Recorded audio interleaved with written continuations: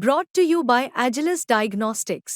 Health test की बात आती है तो मैं भरोसा करता हूँ India's largest diagnostics company Agilus Diagnostics. खुद को टेस्ट करते रहो। नमस्कार, वंदे भारत भारत तक देख रहे हैं आप। आपके साथ मैं हूँ सांची त्यागी। भारत और कनाडा के बीच इन दिनों संबंधों में काफी तनाव देखने को मिल रहा है। खालिस्तानी आतंकवाद और भारत के खिलाफ कनाडा के झुकाव ने दोनों देशों के बीच संबंधों को खराब कर दिया है। हालात इतने बिगड़ चुके हैं कि भारत ने कनाडा से अपने सभी डिप्लोमेटिक संबंध खत्म करने की तरफ इशारा कर दिया है। डिप्लोमेट्स को वापस बुला लिया है, जिससे दोनों देशों के बीच कूटनीतिक रिश्तों में खटास आ चुकी है। इस स्थिति में भारत और कनाडा के सैन्य और आर्थिक ताकतों की तुलना करना जरूरी हो जाता है। इस वीडियो में हम इसी सवाल पर चर्चा करेंगे, आखिर भारत या कनाडा में से कौन है ज्यादा ताकतवर। अगर बात जियोग्राफिकल साइज और जनसंख्या के लिहाज से करें तो भारत और कनाडा की भूगोलिक स्थितियों में बड़ा अंतर है। भारत की टोटल जियोग्राफिकल साइज लगभग 3.2 मिलियन स्क्वायर किलोमीटर है, जबकि कनाडा की जियोग्राफिकल साइज का जिक्र करें तो ये लगभग 10 मिलियन स्क्वायर किलोमीटर के करीब है, जो इसे दुनिया का दूसरा सबसे बड़ा देश बनाता है। हालांकि भारत की जनसंख्या कनाडा के मुकाबले बहुत ज्यादा है। भारत की जनसंख्या का जिक्र करें तो ये 142 करोड़ से भी ज्यादा है, जबकि कनाडा की जनसंख्या सिर्फ 4.5 करोड़ के आसपास है।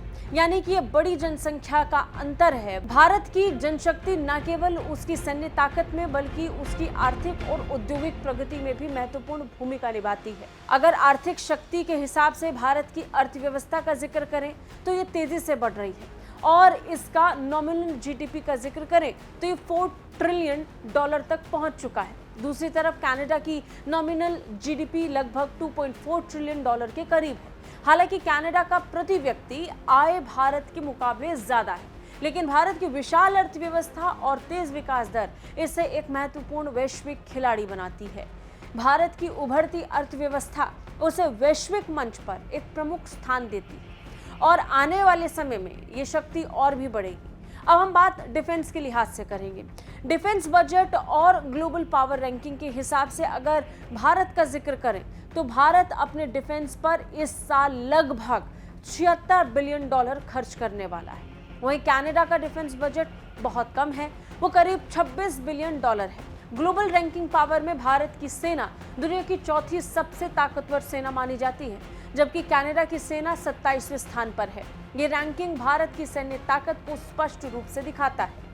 अगर सैन्य ताकत के लिहाज से एक्टिव पर्सनल और जमीनी शक्ति का जिक्र करें तो भारतीय सशस्त्र बलों के पास करीब 14 लाख एक्टिव ड्यूटी पर्सनल हैं, जबकि कनाडा के पास केवल 70,000 एक्टिव मिलिट्री पर्सनल है। इस विशाल अंतर से पता चलता है कि भारत के पास मानव संसाधन की दृष्टि से कितनी बड़ी ताकत है।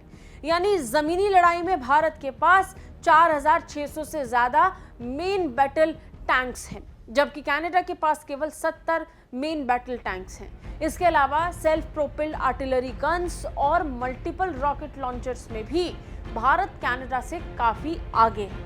अब बात करते हैं एयर पावर की। भारतीय वायुसेना के पास 2,400 से ज्यादा मिलिट्री एयरक्राफ्ट्स हैं, जबकि कनाडा के पास केवल 400 एयरक्राफ्ट्स ही मौजूद हैं। भारत के पास 600 से ज्यादा मल्टी रोल फाइटर जेट्स हैं, जबकि कनाडा के पास केवल 70 के करीब हैं।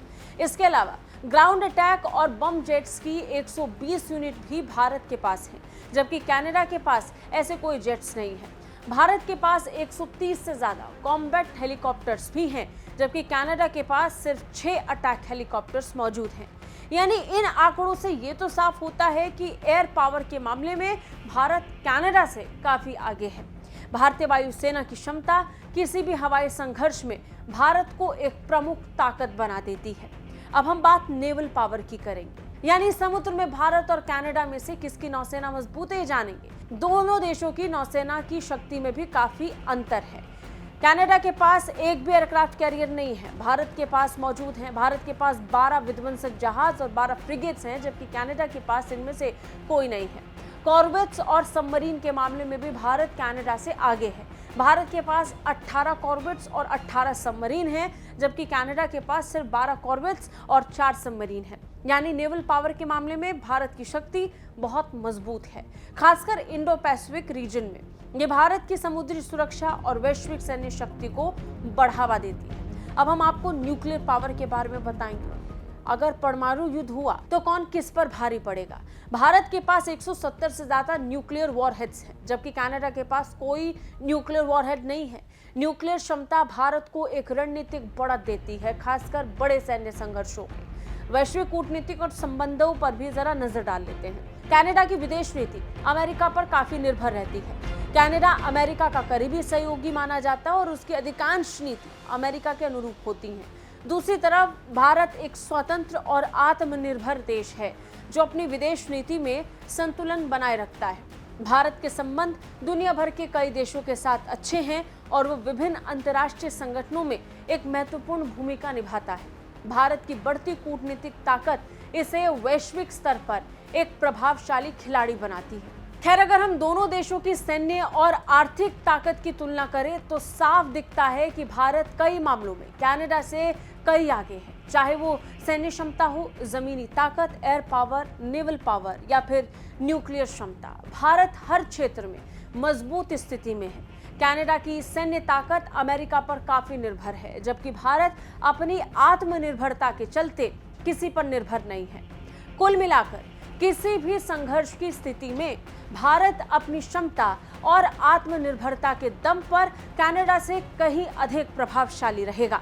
आपको क्या लगता है? कमेंट बॉक्स में लिखकर हमें बता सकते हैं। जय हिंद।